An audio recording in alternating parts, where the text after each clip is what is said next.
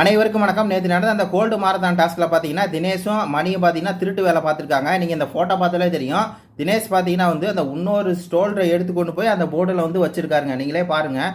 இந்த மாதிரி அவர் வச்சிருக்காரு. ஆனால் பார்த்தீங்கன்னா பிக் பாஸ் ஹெல்மெட் சொல்லவே இல்லை. அது கூட பரவாயில்ல வச்சுங்களேன். இன்னொரு பக்கம் இந்த மணி என்ன பண்ணுறாரு பாருங்க. அப்படியே காலை கொண்டு போய் இந்த போர்டு கீழே முட்டு கொடுத்துட்டாரு. அந்த போர்டு கீழே விழுகாமல் இருக்கணும்னா கையை மட்டும்தான் வச்சு பிடிச்சிக்கணும் அப்படிங்கிறது தான் டாஸ்க்கு.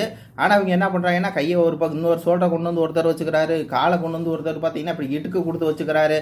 மற்றவங்க பண்ண மிஸ்டேக் சும்மா கையை லைட்டாக அப்படி எடுத்தது, லைட்டாக அப்படி வச்சது, ரவீனா கூட இப்படி எடுத்துச்சு வச்சுச்சு.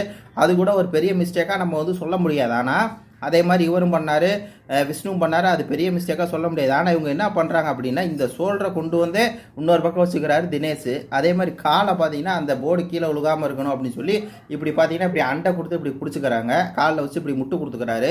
இதெல்லாம் பார்த்துட்டு பிக் பாஸ் என்ன பண்ணுறாங்கன்னு தெரியல. கேமராவில் என்ன இருக்குதுன்னு தெரியல. கேமராமேன் வேலை செஞ்சாலும் என்னன்னு தெரியல. அதே பார்த்தீங்கன்னா லைட்டாக இந்த பக்கம் ஒன்று அசைஞ்சு ஒன்று விட்டுச்சு அப்படின்னா உடனே பார்த்தீங்கன்னா எலிமினேஷன் சொல்லிடுறாங்க. என்னதான் நடக்குது அப்படின்னு சொல்லலாம். இது நிக்சன் பார்த்தீங்கன்னா லைட்டாக தான் கை இப்படி இருக்க, கையை இப்படி அசைச்சு வைக்கிறான்.